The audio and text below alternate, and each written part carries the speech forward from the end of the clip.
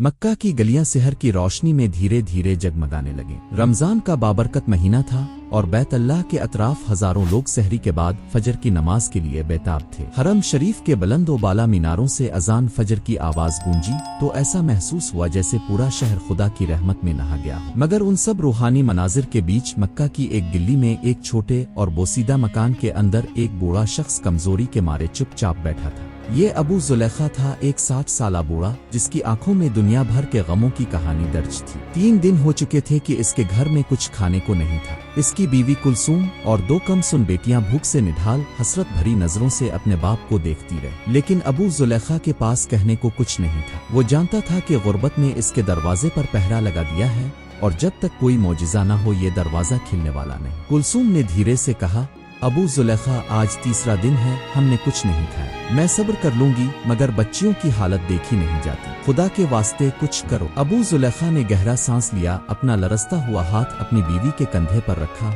और कहा, अल्लाह पर भरोसा रखो कुलसूम, मैं कुछ न कुछ बंदोबस्त जरूर करूंगा। ये कहकर वो बोझल कदमों से घर से निकला और बाजार की तरफ चल दिया। मक्का की गलियां गर्म हो चुकी थी। बाजार में हर तरफ रौनक थी मगर ये रौनक अबू जुलेखा के लिए बेमानी थी। इसने एक दुकानदार से मजदूरी मांगी मगर इसे धिक्कार दिया गया। दूसरे ताजिर के पास गया मगर वहाँ भी इसे खाली हाथ लूटना पड़ा। मायूस होकर वो बाजार से निकला और शहर से बाहर एक वीरान वादी में जा पहुंचा। वो शदीद थक चुका था और उसकी हिम्मत जवाब दे चुकी थी। वो जमीन पर बैठ गया और बेख्याली में अपने हाथ से मिट्टी खोदने लगा। अचानक इसका हाथ किसी नरम चीज से टकराया। दिल की धड़कन तेज हो गई। इसने गौर से देखा, ये रेशम का एक थैला था। इसका रंग सुनहरी था जैसे सूरज की किरणें इस पर नाच रही हो। अबू जुलेखा ने कपड़ा खोला तो उसकी आंखें हैरत से फटी रह गईं। थैले में सोने के चमकते हुए सके थी। अबू जुलेखा का दिल जोर जोर से धड़कने लगा। क्या ये अल्लाह की तरफ से भेजा गया रिस्क था? ये किसी का खोया हुआ खजाना था? इसने अपने ज़मीर से सवाल किया,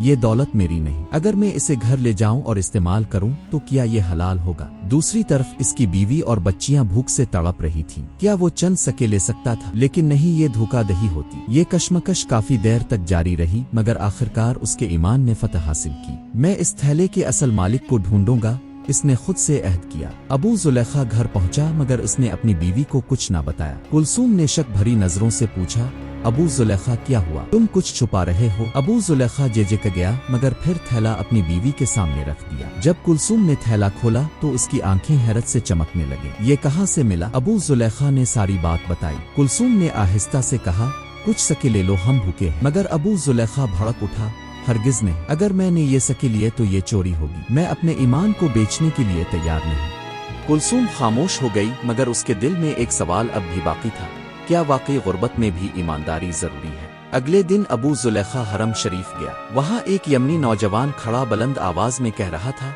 ए लोगो, मेरा सोने से भरा एक थैला खो गया है। अगर कोई ईमानदार शख्स इसे वापस करेगा तो अल्लाह इसे 7 गुना ज्यादा अजर देगा। अबू जुलेखा ने अपने अंदर एक सुकून महसूस किया। इसने कहा, बेटा, मैं जानता हूँ कि तुम्हारा थैला कहाँ है। यमनी नौजवान खुशी से उछल पड़ा, अल्लाह आपको जजा दे बाबा जी। मगर अबू जुलेखा ने एक शर्त रखी, तुम्हें किसी को इनाम देना ही है तो कुछ रकम सदका कर दो। यमनी नौजवान मुस्करा दिया, नहीं बाबा जी, मैं ये फैसला अल्लाह पर छोड़ता हूँ। ये सुनकर अबू जुलेखा ने थैला निकाला और इसे दे दिया। लोगों ने ये मंजर देखा तो उनकी आंखें अश्कबार हो गईं। यमनी नौजवान कुछ देर खामोश खड़ा रहा, फिर बोला, बाबा जी, मैंने अपने वालिद की वसीयत के मुताबिक किसी गरीब दीनदार शख्स को 1000 सके देने थे। आपकी ईमानदारी ने साबित कर दिया कि आप ही इसके मुस्तहिक हैं। ये सुनकर अबू जुलेखा के आंसू बहने लगे। इसने सजदे में गिरकर अल्लाह का शुक्र अदा किया। घर पहुंचकर जब इसने कुलसूम को हकीकत बताई तो वो भी रो पड़ी। देखा अबू जुलेखा, सब्र का फल हमेशा मीठा होता है।